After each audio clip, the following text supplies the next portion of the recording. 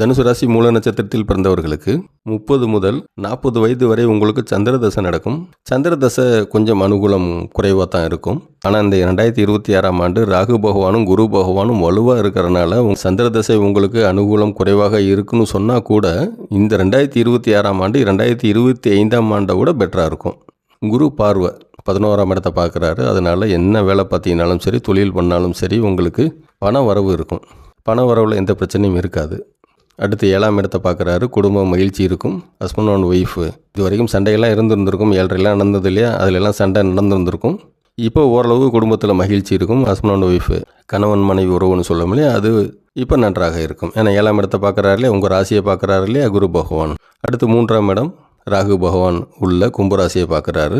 முயற்சி ஸ்தானம். அதனால் நல்லா முயற்சி பண்ணுங்கள்.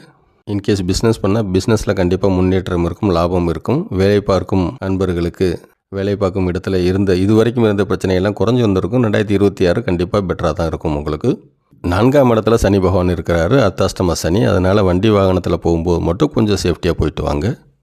சந்திர தசை நடக்கிறனால 4ஆம் இடத்துல சனி பகவான் வேறு இருக்கிறாரு. 4ஆம் இடம்ங்கிறது தாய் ஸ்தானம். உங்களுடைய தாயாருக்கும் உங்களுக்கும் டிஸ்பியூட் இருக்கும். உங்கள் தாயார் உடல்நிலை கொஞ்சம் பாதிக்கப்படலாம்.